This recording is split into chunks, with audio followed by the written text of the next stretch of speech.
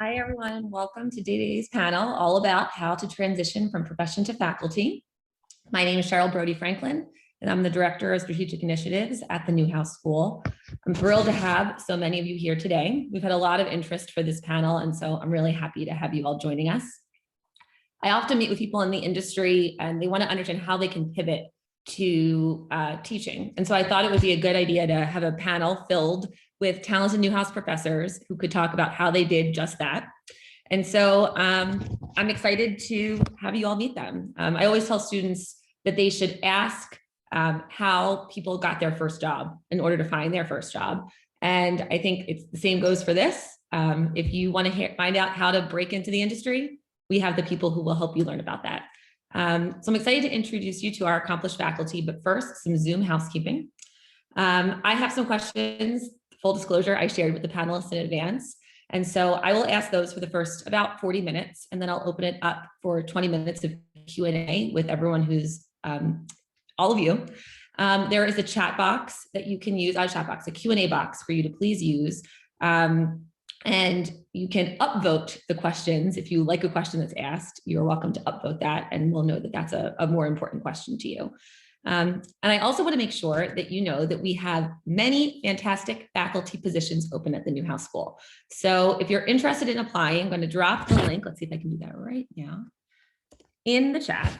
And I hope that you will consider them, especially after hearing about the profession today. I'll also email you at the end of this chat or at the end of the panel with that link as well. So we'd love to have you apply if you are thinking about making the transition, and we hope that this panel will make you more confident in doing so. So, time to introduce our panelists. We have 6 fabulous professors that are here today. I want to give you a heads up that Emmy Farruki, who is an assistant professor in the television, radio, and film department, is going to be about 20 minutes late. He is in class, so he's finishing up, but we still wanted to include him. And so he'll be here in about 18 minutes. So when you see a new screen pop up, that's who that is, and he'll join us then. So thank you to the 5 of you for being here today to be part of this panel. I'm going to jump right in, and I'm going to let each of you introduce yourselves. Could you share your name, where you're from, and the position that you have at Newhouse? And then we'll go from there. I'm going to start alphabetically. So Shelvia Dancy, going alphabetically last name. Hi, my name is Shelvia Dancy. I am from Pickett Military Base. My father served in the Marine Corps. We spent most of our time in North Carolina. And I am a professor of practice in the broadcast and digital journalism department here. Thank you, Shelvia. Sue?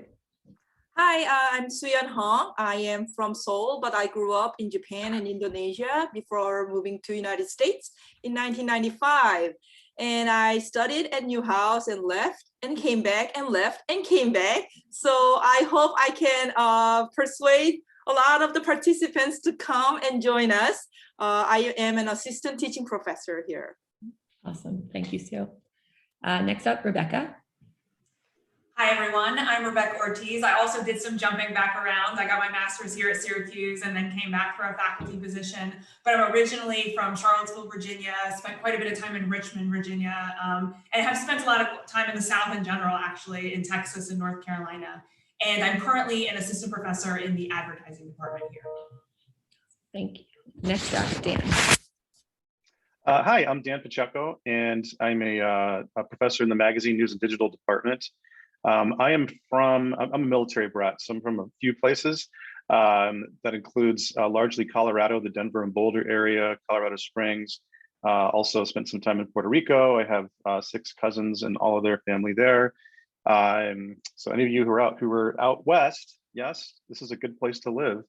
And if you like snow, it can actually be fun for skiing. I think I answered the questions. You did, beautifully. Good.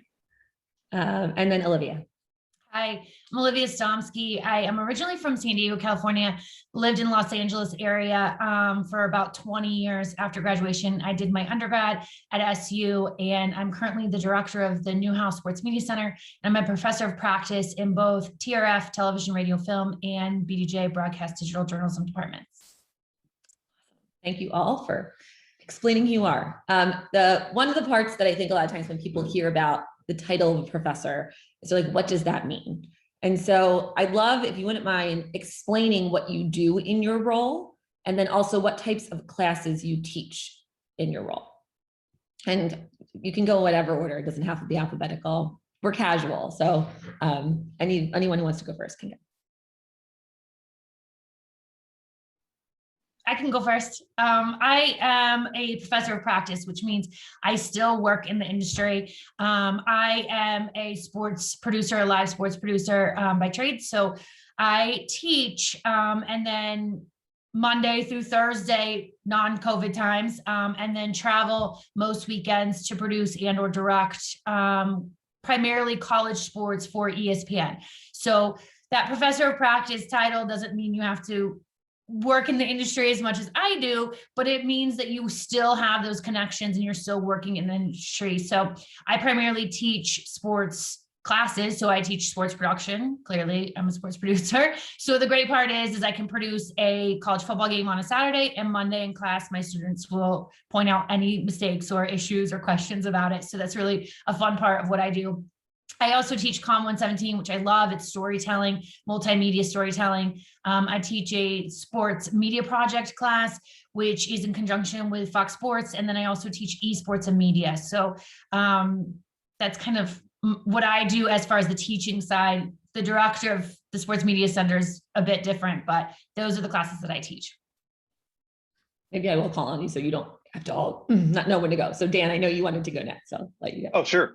I'm also professor of practice as well as being I have an endowed chair in journalism innovation.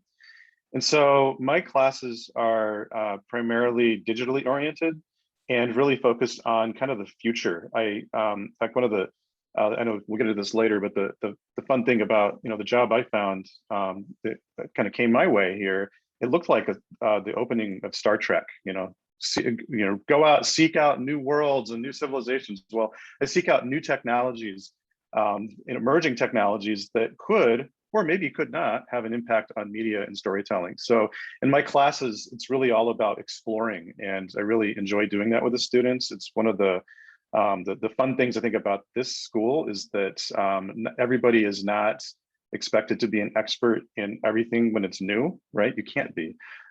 So there's a lot of tinkering that goes on. I manage an innovation lab where we have virtual reality, augmented reality, drones, things like that. And in terms of the classes I teach, I have a couple that I created. One is called Emerging Media Platforms that I'm also going to be turning into a book soon, hopefully. Virtual reality storytelling. That actually emerged from something I worked on with USA Today back in 2014 called Harvest of Change, which was a big virtual reality experiment. I'm going to be starting a new class in our magazine news digital department in the fall called Foundations of Data and Digital Journalism, which all of our magazine news and digital students will be taking. They're going to learn a little bit of coding, a little bit of data visualization, obviously how to go out and find data, find stories and data, clean it up, and that kind of thing. Awesome, thanks, Dan. Going in order of I see, Shelvia next on mine. I teach broadcast and digital journalism classes and law classes. I also have a law degree. So I teach how to produce and report and anchor for a television news broadcast and radio broadcast. One of the nice things about here at the Newhouse School is in many ways it feels like I never left the newsroom because we are always in studios, literally a full workday from like 9 to 6 for one of the production classes. But we do everything from shorter radio newscasts for the sophomores. I teach that class. And then seniors do a 30-minute newscast once a week. So I teach that class, a multimedia writing class where we learn about writing for the web, radio, and television, because I was a newspaper person before becoming a TV person. That's my master's at Newhouse, is in the newspaper program, although I'm teaching in the BDJ program now. So I teach those writing classes, the production classes. After working many moons as a reporter and anchor, I went to law school a few years, well, now not so few, but I went to law school and then I went back to news. And so I also teach communications law for journalists. And because I have the law background, one of the reasons I took the job also is because they want you to stay connected somehow to what you were doing before you came here. And I thought this was a good opportunity to kind of delve into research interests I had that you really don't have time to do as a journalist. So the year that I came here, or the year before I came here, I'd won a fellowship with Duke and North Carolina Central University, which is where I went to undergrad and where I worked as an adjunct, to put together a digital project about 19th century journalists. And so one of the things I'm doing to stay in the industry, I just pitched that project for a bigger convention that's going to be happening in October. I'm hoping the paper gets accepted and the digital work I did on that project can be a part of that. And then also just general being available to like local TV stations for hits about, I did one about the ethics of Cuomo interviewing his brother. I have another one coming up about George Floyd demonstrations and journalism, that kind of thing for a local TV station. Thanks, Shelvia. Sue? I am an assistant teaching professor, so I do not have a connection to the professional, I guess, industry as Olivia or Dan or Shelvia have. I mainly teach. The courses I teach are kind of everything. It's like a combo platter. I teach social media. I teach design. I teach theory. I teach multimedia storytelling class. I started off as a graphic designer and then came back to school and then got a PhD. And then I did social public relations. So I did a lot of different things. I guess I didn't know who I was. So looking for ways to figure out what I wanted to do. And then I started teaching a class as an adjunct, and I really, really liked it.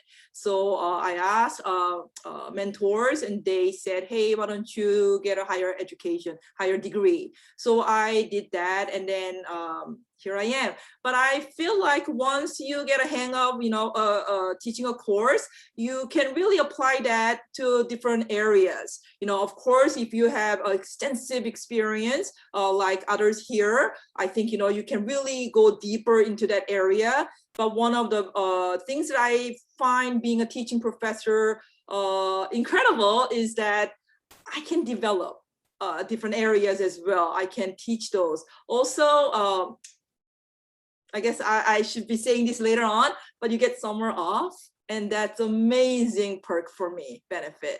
I teach in the fall, in the spring, and then during the summer, I do my thing.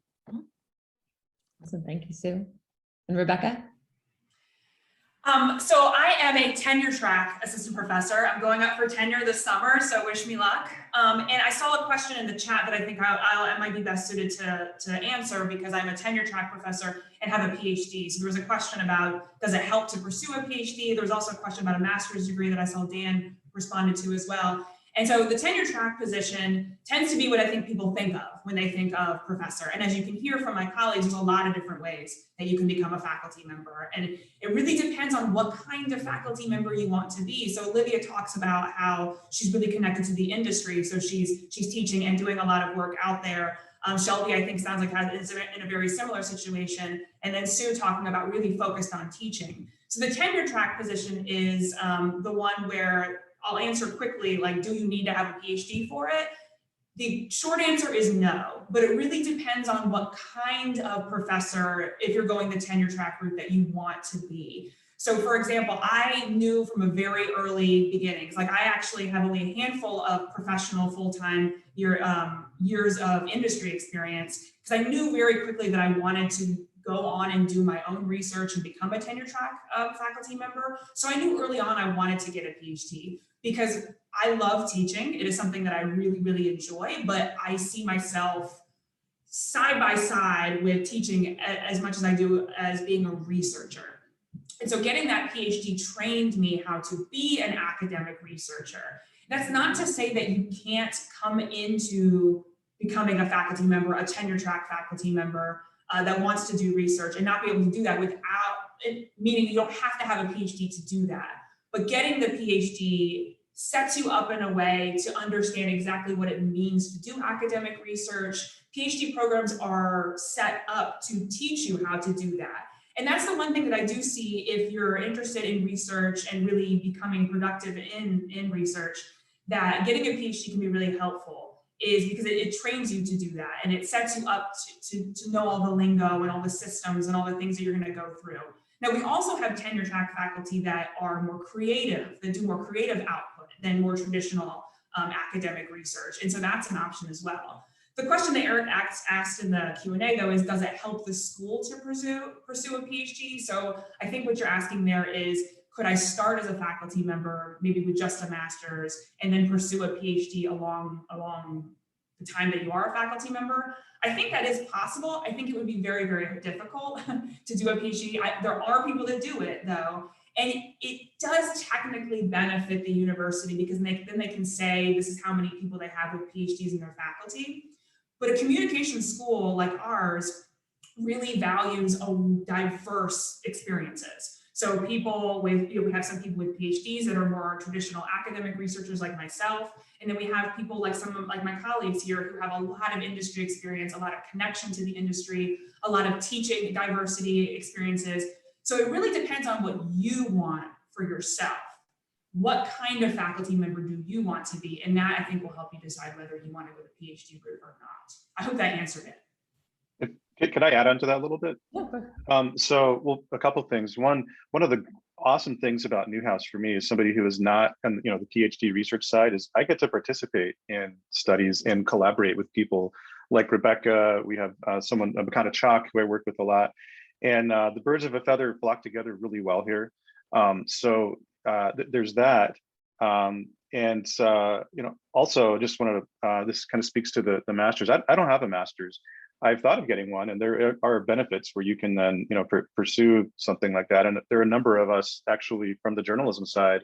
So it's very common that, journalism is a really hard job. It's hard to actually do other things, when you're working at breaking news. So I know a number of, people like me then they'll take classes and pursue a master's. So one of our professors, Aileen Gallagher, just got a master's in education. She had worked in journalism for many years, right? So, but I think Rebecca is correct that for research specific jobs, you really need to have that PhD, I would say. Thank you guys also there's some of you are typing in answers to the questions, which is so professor-like of you. So I appreciate you doing that if you want during this too, because we are getting a lot in. So the title of the panel is How to Transition from Profession to Faculty. So can you explain, and you don't all have to answer the questions, so you know, but can you explain how you made that decision that you wanted to teach and how you made that pivot? Whoever wants to go first. I'll go first on that one because I had never ever thought of teaching. When I was like 6 or 7, I knew I wanted to be a journalist, a professional writer. And so I was working as a reporter anchor, and I had told my undergraduate professors, because I love them dearly, I will always come back whenever I'm in Raleigh, North Carolina. I'll always come back to campus and talk to students about how to get going. And so I would always do that. I'd email my professors like, hey, I'm visiting family, I'm in town, I'll talk to a class. And then I got an email from the department chairperson, Louise Manor, she's fabulous, just saying, hey, look, we need a part-time person. Would you be interested in teaching? And I was like, yeah, okay.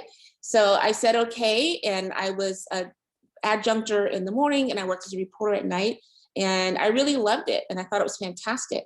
So while I was in Raleigh, North Carolina, working as a reporter, I worked part-time doing that.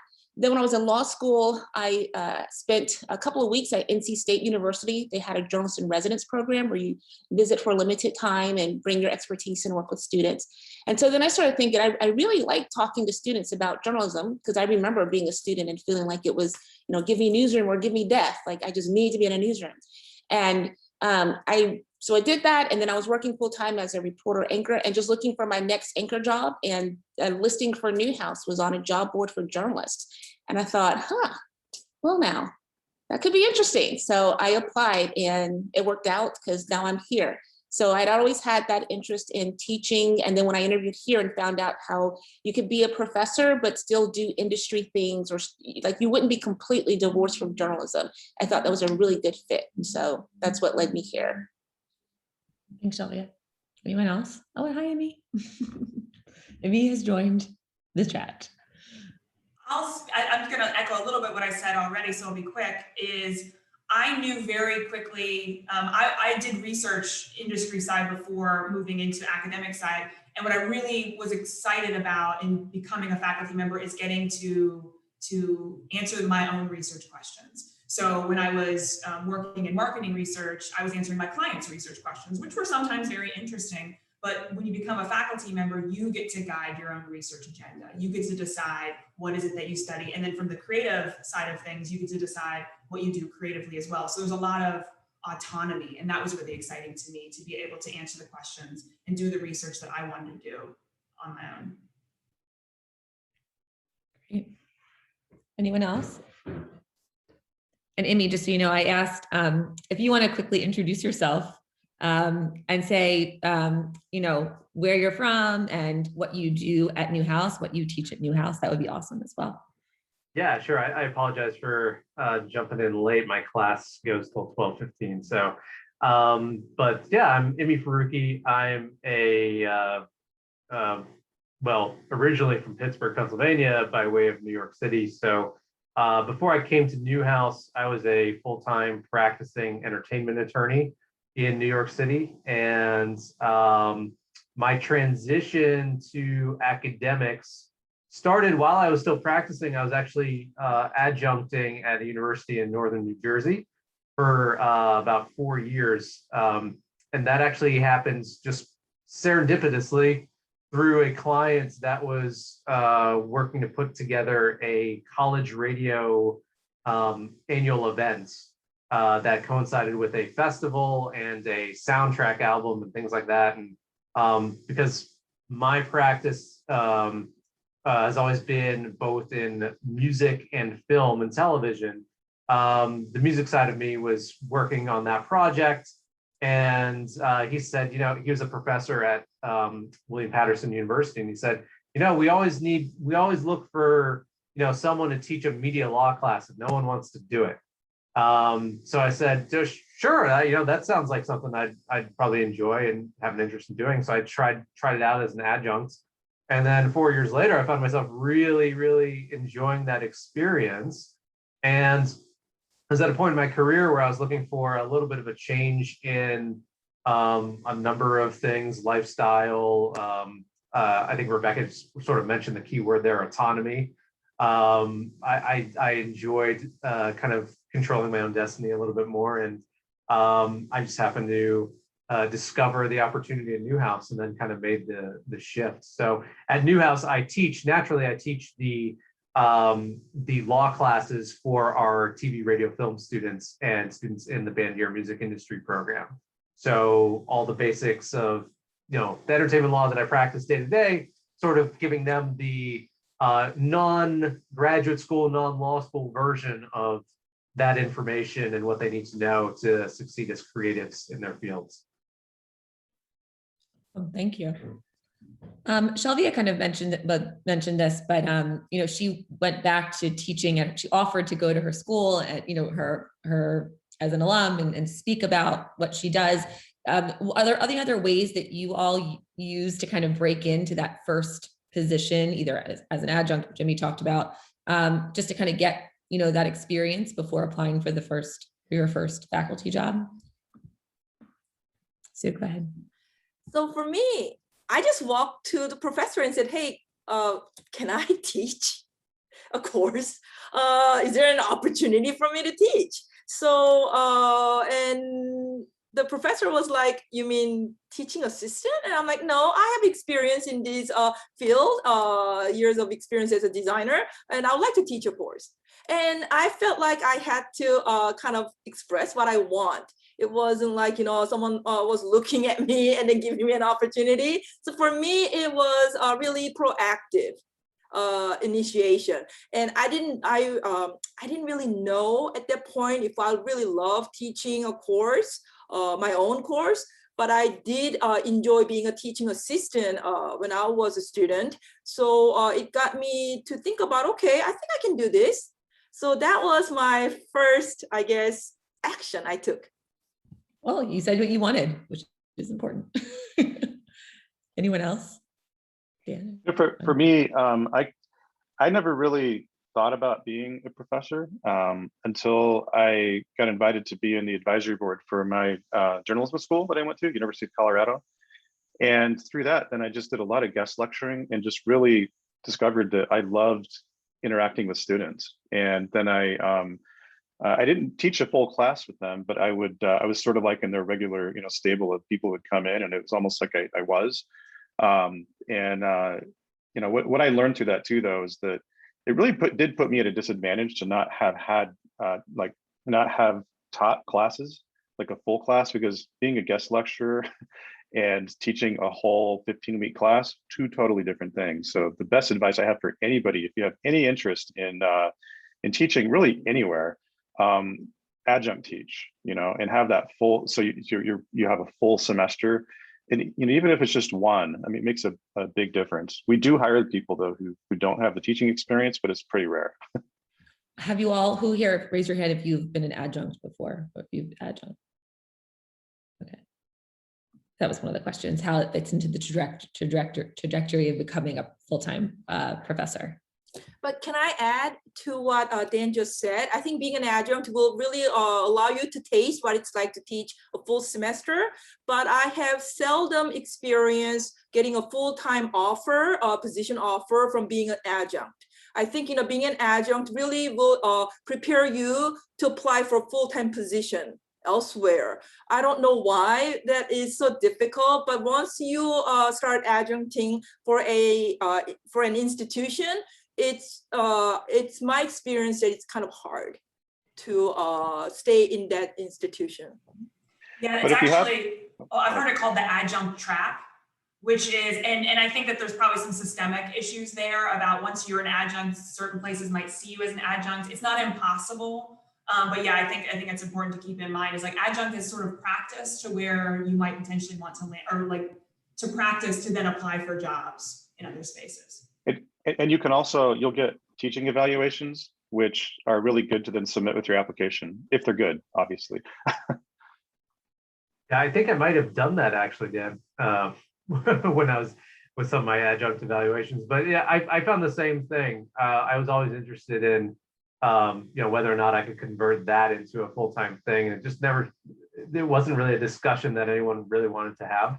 And I wasn't sure why. That was sort of one of those mysteries of, academics that is sort of still a mystery, but I found it was very helpful to give you a taste of what it would be like to, conduct a class or more classes for a full semester without having to worry about issues of, tenure research or, the committee work or, any of those other, institutional aspects of being an academic.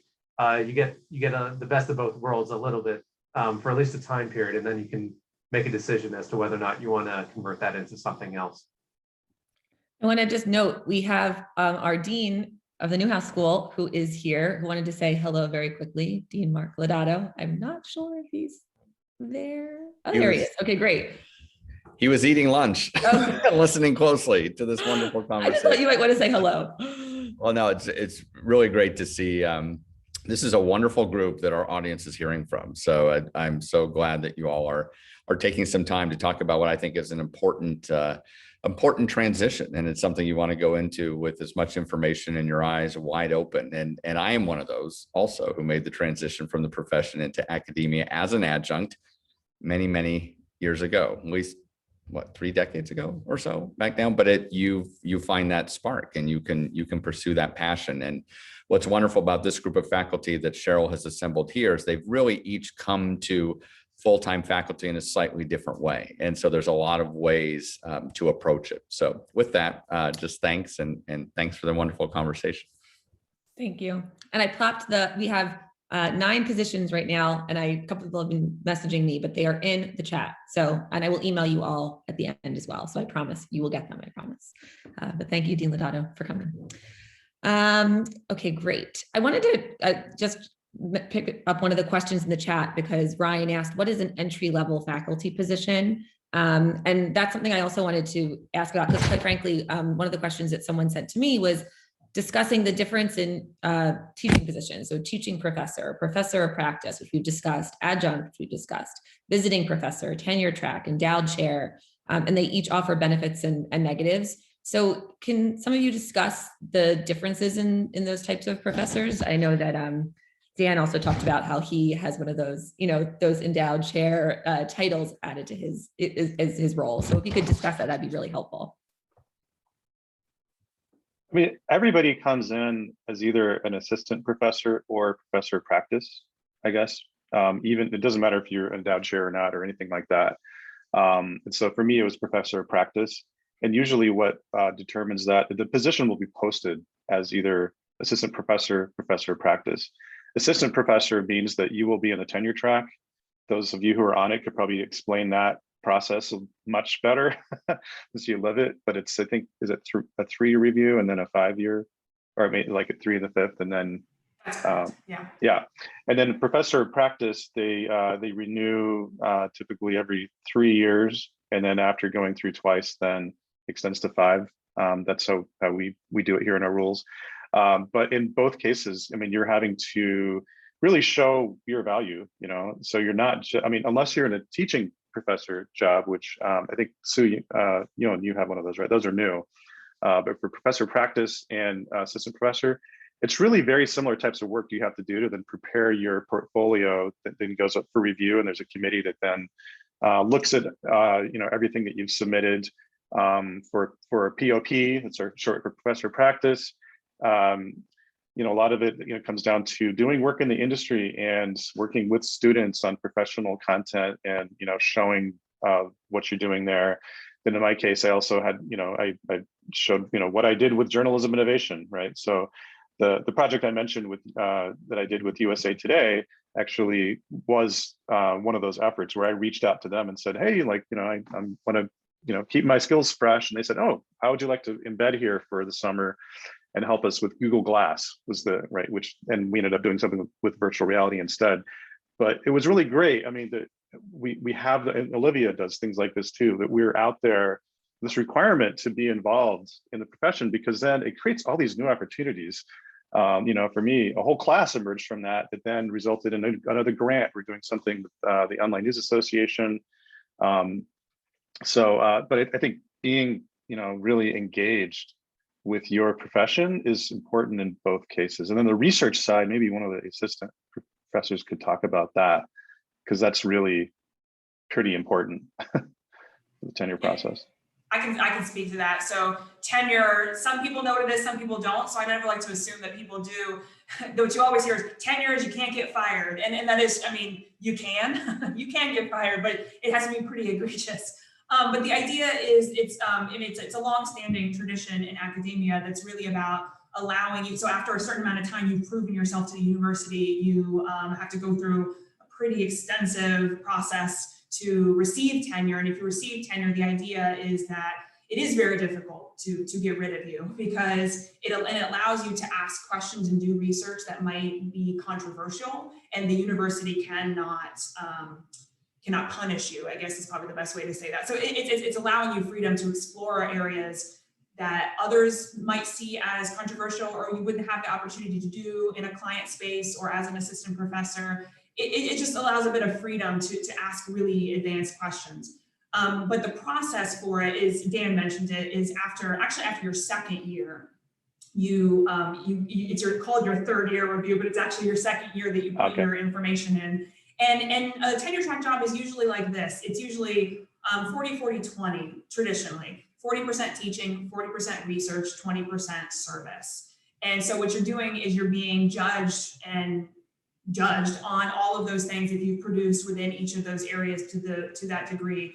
And at your 3rd year review, they're telling you, are you on the way? Are you on track? So that when you actually go up for full tenure review, have you succeeded in meeting those benchmarks? And like I said at the beginning, I'm going up this summer, so I feel good about it though. But the idea is really, it's a long-standing tradition within the academy to make sure that people can really ask the tough questions and not be punished for asking those questions. I hope that answered it. Thank you. I am going to ask 2 more questions and then head over to answering some questions in the chat live, because there are a lot in there and I want to make sure I get to them. But again, thank you to the 6 of you for typing away, because I see you answering a lot of them.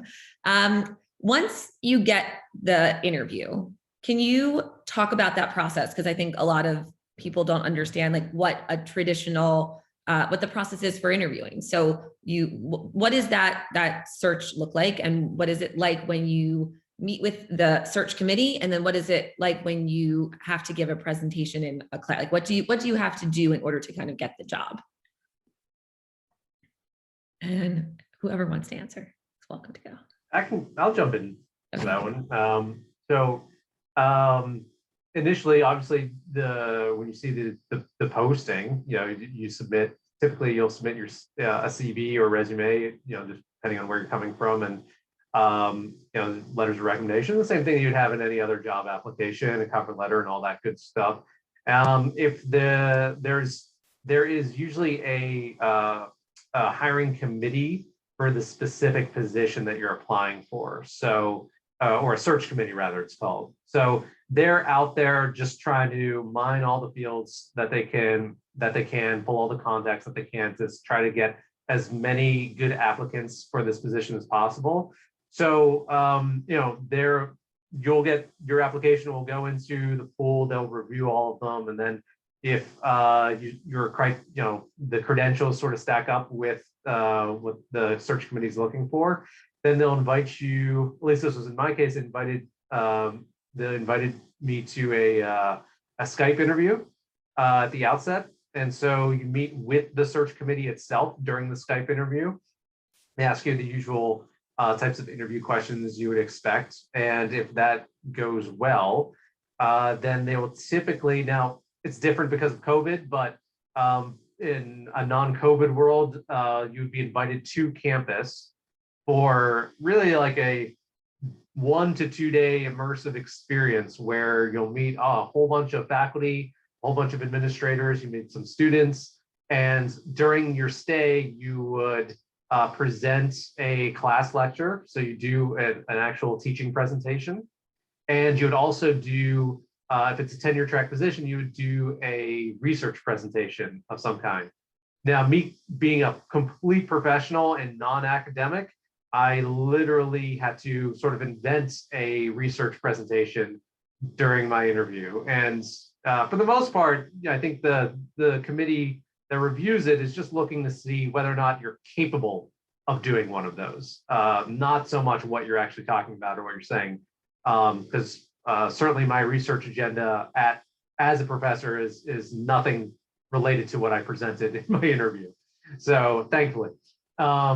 So that's generally the process. It is a long series of meetings and people that, meetings, dinners, breakfast, and then everything in between that you have with people. So it is a long process.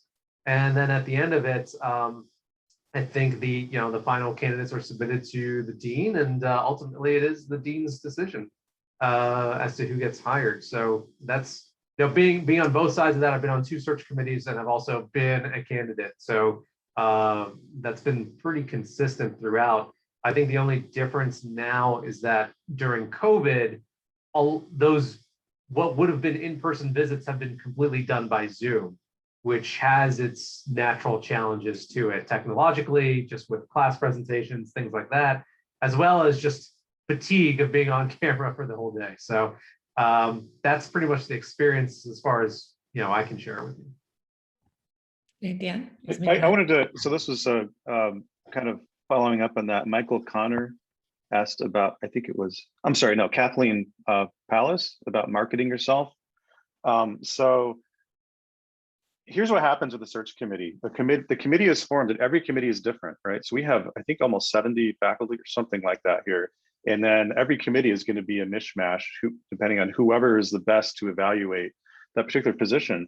And the first thing that we have to do is, it's like, hey, put the job description together and then send it out to everyone who would be good for this, okay? So from the marketing perspective, the best thing you can do is start finding professors that you want to know about you for when they're on a committee, and then they'll reach out to you. It's, I mean, often, I have to best say this. There are certain people that we sort of keep in mind to then invite to apply. It is still an open application process, but if we know about you and it's like, oh, this person is like perfect with this, how could we get them here? There are sometimes searches where it's like, yeah, there's a few people that we have in mind. It's like, hey, how can we, it's like put some honey out there, attract the bees, right? And if you are known to the faculty at a school that you want to teach at, which means also, doing really awesome work, right? Start networking now. It's going to help you a lot. Yeah, you're so smart. Yeah, I'd like to add, I mean, I'm reading some of the questions as well. And one of the things is I, unlike my colleagues, had no formal teaching experience before coming here. At least I felt that I didn't. I had never been an adjunct. I had been, I had done guest lectures here and there, but that's a one time where I was presenting on something that I felt I was as close to being an expert on as possible. But really for me is I had to think about in my career the number of people I did teach about what I was doing, whether they were interns or new hires or new producers that we were bringing up. And so one of the things that keeps coming up was, how long did it take you to get your own teaching style? A lot faster than you might think, because you know how you learn and you know how you've taught people in your career in the past, whether they were, junior colleagues coming up, things like that. So it's really thinking about where you've started developing those teaching habits in your industry already, and then building upon that. So in some cases, and there was one of the questions of, does SU handle the curriculum or do you? Well, it depends on the class. And so when I first started, one of the classes I taught is COM 117, which that syllabus and scheduling is very much, given to you, and how you teach it is up to you, but the order and assignments and everything, that the objectives are all there. And so it's really learning what your best way. And so the other faculty members were really helpful. You can sit in on other people's classes, so you can pick up on ideas on how they use deontology, how do they do group projects, how do they get the students involved. And then when it comes to the classes that you really are the expert in, the university gives you the freedom to teach the best practices possible. So I just think it's important. And when you talk about, as Dan had brought up the question about how do you market yourself? Well, you market yourself, yes, by making those connections, by networking, but also in the work that you've already done. And so for me, I had been in the industry for so long and gotten to a place where I'm an executive producer. So using those connections and understanding where I had more experience than anyone else, or where I was most successful. Those are the things that are important to not be afraid or shy away from. And as far as the teaching experience, you don't necessarily have to come in with years and years of experience to get good at it. If you are innately a teacher and a good one, then that will come out and you'll figure your way out pretty quickly. And I wanted to add to that about marketing yourself. I think, especially at Newhouse, that out of the classroom experience is such a bonus. Like, that's exactly what they're looking for. And that's your strong point. If you are able to say in that cover letter, or when you're Zooming with the committee, you've got X years of experience, producing or writing or interviewing, and you can teach what's happening in the industry now to students. And that's what Newhouse is looking for. And that is a huge, huge selling point when it comes to marketing yourself. Play up your background, your experiences, things that you learned like just in the past 6 months that can be taught to students who are trying to get into the industry that you're already in. That's a huge plus here at Newhouse.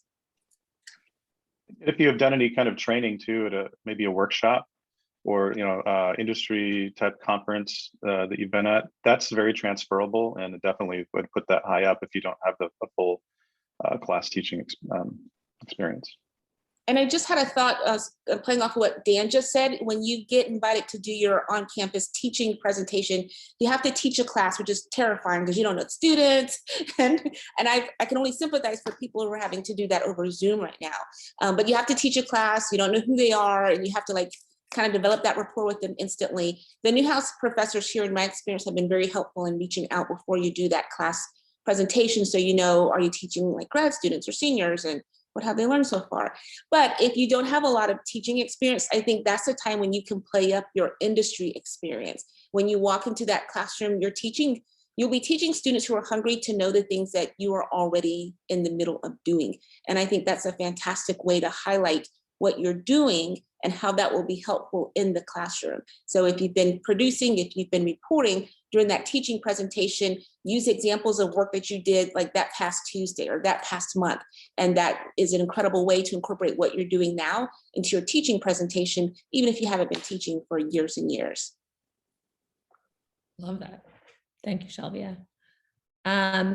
A question in the chat. With the industry changing so rapidly, how do you all stay on top of skills that might be best gained on the job if you are not dedicating a large chunk of your time to industry work? Summers. Actually, well, this is more for technical things, which, a lot of what I teach is technical. This last summer, I had, and I think all of us had to learn to do things so differently because of COVID. So I had to change from some software programs to doing things fully web-based. I ended up doing a lot more coding than I had in the past. And it's like, as a result, now I'm teaching that to students, and it actually has been a real plus, which shocked me. One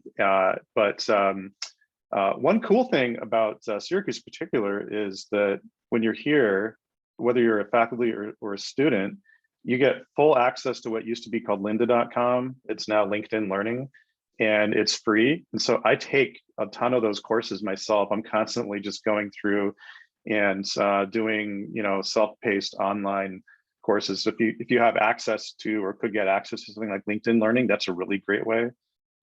It's just my suggestions. I'd also say too, I found it very helpful, not so much during COVID, but you do have, again, time during the summers, but also just a general stipend for research and research-related activities. So I find myself still going to industry professional conferences and things like that to kind of stay up on the latest trends and things like that would be relevant, not only to class, but research and anything else that just may be relevant. I found that to be a very good way to stay current with the industry. I asked all of you, and if you missed it, if you came late, I asked all of the professors where they're from, and none of them are from Syracuse. So I just wanted to mention it that, they all came from other places. And so that goes to a question in the chat, which is, what about the on-campus move to Syracuse option versus fly-in and or virtual options? Is the latter generally a professor of practice option? So just curious what you have seen. The roles that I put in the chat are full-time professors at Syracuse. So I just want to mention that, but curious what you have seen in the field for that question. Well, I can take this one. We primarily, when it comes to adjuncts, we have at least one professor who lives in New York City and drives up every Sunday for a Monday night class and drives back. So that's possible. I think during this COVID time, the idea of classes being online is something that we didn't necessarily consider as much of a possibility. And so I think there's a lot of options. I would say that given the interaction with the students and, I travel a lot for my industry side of life, but I also really enjoy being here. I love the idea of, being available for students because they will have, I oversee the ACC Network studio shows, and that can happen on a Sunday morning. And I want to be there to help and to teach and use all of the opportunities that Newhouse allows for us. And so is it possible? I think that it is, but I do think that the majority of us have found that being here in person for those moments with students when they learn something or they're creating something, especially when it comes to, productions and things like that, is so important that although it's possible, I do think it's better, at least in my opinion, to be here constantly. We do have a separate master's program called Communications at Syracuse. I teach in it, and that's kind of an overload optional thing. Yeah, I think Olivia, you do as well, right? So what I find, I have one class where I teach the same class in that program online only, and another, and then here it's in person. They're two totally different classes. To your point, there's certain things that, I mean, the entire structure is different, even though you're trying to teach the same things. And also the outcomes are different. And I don't mean that to say that the online outcomes are worse, but they're different because you can't be there with them. They don't have access to equipment, right? So it's a really different, it's different ball of wax. I completely agree. And just to wrap up, I also think the relationships with those students are different. So it's just, the amount of times that they can come to your office and go to office hours and you can connect with them. They see you in the halls. Those kind of things are different. They're still great. Online, it just is different. Yeah. Someone else was unmuting. Emmy? Oh, there. Oh, sorry. No, I was just. No, go. Not to belabor this one point, but yeah, I also think that even if there is like a concern that, oh, well, if I move to Syracuse, I'm going to be kind of removing myself from kind of the hot spot where all the action is. And I think, many of us were kind of thinking that when we first came here, like, oh, well, how am I going to stay relevant? How am I going to keep up with things? But actually, I found myself actually being even more involved in the industry since I moved here. So, and just by, first of all, the colleagues that you have at Newhouse are fantastic. Everybody comes from some aspects of the media businesses in some way, which gives you perspective on a different side of it. So you're developing connections within Newhouse itself, but also coming from the bigger media hubs like New York City or Los Angeles or wherever it is, there is an advantage just being in Syracuse and kind of making like your kind of headquarters here. And then when you do need to re-immerse yourself in some aspect of industry, head out. I know Olivia is kind of living that every weekend for the most part, flying somewhere, but it's not a disadvantage to be on campus. In fact, I think it's for all the reasons that Dan and Olivia mentioned, that it's really good to be on campus for more time than not. We also have a lot of industry professionals who come here. So you get to meet them, like have dinners with them and stuff like that. I don't remember the year, but Anderson Cooper was here once. I mean, it's like really, high level people. I would say, think about this. Becoming a faculty member allows you to be both an insider and an outsider, I think. It allows you to kind of sit in both of those spaces in a way that it's what drew me to this. And as I think it was mentioned by Emmy, like we have so many great colleagues. There's such a diverse amount of experiences at Newhouse that you might not be able to stay in touch with everything that's happening in your industry, but everyone else has their fingers into something. And so there's a lot of energy going on. And think about it, it's your job. Your job in becoming a faculty member is knowledge gain, is constantly, I decided to become a faculty member because I love school and I love education. And it was a chance to always be learning and always be asking questions. And so you stay connected, and in many ways I wasn't connected. I'm more connected now to the industry than when I was actually working as a professional in some ways. So I think it's the best of both worlds, really. And over time, your students go on into the industries and move up, and that's really exciting. It takes a while to have that effect, but then you have a network that you helped create, and you can leverage that. And they love to come back and help students who were just like them. Excuse me. We have about 7 minutes left. This went very fast. I wish we could go longer. I want to just ask, kind of goes to that, what we were just talking about. What was it like moving to Syracuse? I know it might seem daunting, especially if you're coming from a big city. So what has the adjustment been like for you to be moving to Syracuse? I can jump in on this one coming from Los Angeles, just because I don't know. It's not a competition, but that was a big adjustment for me. It's scary. It's going to be scary. I didn't know where the restaurants that I wanted to go to. I didn't know if I was going to make friends. I didn't know how neighbors were. I remember coming from Los Angeles, my next door neighbors brought me cookies, and it concerned me. Like, I wasn't used to people being nice. So I would make jokes and I'd say like, okay, if something happens to me, it was my neighbors, they brought me cookies, something must be wrong. And you learn.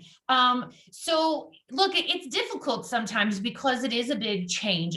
It's a change in weather, it's a change in everything. But I found my move pretty easy. And, the trucks came, they took my stuff. I got in the car with my dog and 5 days later, we got there.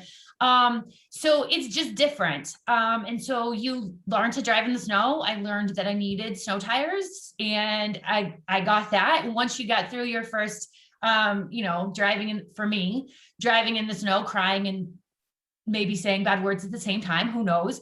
Then you realize, okay, I've got this. It's not that big of a deal. I've done this before. We're good. And so the one thing I would say is I wish that I would have asked more questions because all of us on this panel had to move here and we were all happy that we did. It was a matter of not knowing what questions to ask and who to ask. And so once I figured that out, it was really helpful. So, your next door neighbor, once you get your office, don't be afraid to stick your head in and say, hey, do you have any suggestions or do you know where I can? And that was really helpful because we've all made that change. And that was one of the things do you have a mechanic you like? Who's your dentist? Like those were things that, real questions with real info that was helpful. I also just want to point out, like the group of other professors you come in with is really great community that you stay with. Emmy and I came in together and we have one group friend that we hang out a lot and talk to each other. We bounce ideas off each other. I would tell Emmy about my nice neighbors and ask if he was afraid too. He, coming from New York City, was also afraid. He was like, yeah, don't look at that just in case.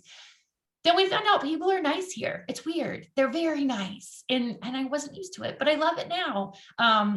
So that's what I would say about that transition. Don't be afraid to ask questions. And even if they're silly ones, we've all had to ask those questions. And I will add to that, one thing I found really helpful was just the professors who were already here. I didn't know where to look for a place. And so she's Barbara now, she was Professor Folk to me when I was a student. But she sent out an email to everybody just saying, hey, we've got a new faculty member, chime in with suggestions. Everybody sent all these suggestions for apartments. And so that was my starting point for like, oh, okay, so this is where I'll go to find a place to live. And I actually, for my first couple months here, just rented a place from another professor. It was really convenient, really simple until I'd been here for a while and thought, oh, I think I really do want to live downtown because that gets me closer to the school. And then ask other professors things like Olivia talked about, like finding your dentist. I had to find a mechanic, learning the bus system because you can ride from downtown to the university. I didn't know how that worked or where was the bus stop. Charisse told me about that. So the other professors here are just fountains of information. And you send one email and you'll get 90 back from people offering to help you. So definitely rely on the other professors. They're like a huge welcoming committee. Real estate is very affordable here. So if you're coming from one of those big cities and you've always wanted to have that, it's like whatever your dream home is, you probably can get it. And lots of really interesting neighborhoods. So I recently moved into the university neighborhood, so I can then walk or bike in, which I love. But we have, places that are just like 20 minutes out of town, and you could have a llama farm if you wanted. So lots of diversity there and choices. It is, just to echo the diversity of choices issue, certainly if you want to live in that sort of downtown loft experience, you can get that. If you want to be on a farm, you can do that. If you want to be on a lake, you can do that. If you want to be on top of a mountain, you can do that. So there's a lot of different options. My sage and trusted wife suggested if we're coming from New York City, we should live downtown because that'll be less of a culture shock. Which she was correct. That I think so. We live downtown. Yeah, we like it. So you do have a lot of different options. And to echo Shelvia's point too, the bus system is quite great. It's actually a free bus from downtown to the university, which is great for commuting. Awesome. Well, I want to be very respectful of all of your time. You have 2 minutes left. I want to say a huge thank you to all of the professors, Rebecca, Olivia, Sue, Shelvia, Dan, and Emmy for coming, for volunteering to speak today. I know we got a lot of open questions, so I'll just put out there that if there was a question you really wanted answered, if you want to email me, I'll put my email in the chat. I can then forward it along to someone to answer it for you. I want to make sure we answer them. I hope that you'll all consider some of the positions I put in the link. I'll put that also again in the chat. And I hope that you'll keep an eye out for future job openings. We'd be thrilled to welcome you to the Newhouse School and have you share your expertise with our students if you're interested. So I hope that you enjoyed today. Thank you all for coming. I hope you have a great weekend, and thank you again. And this will be taped, so if you want to watch it again and learn some more, I can share that as well. Thank you all so much.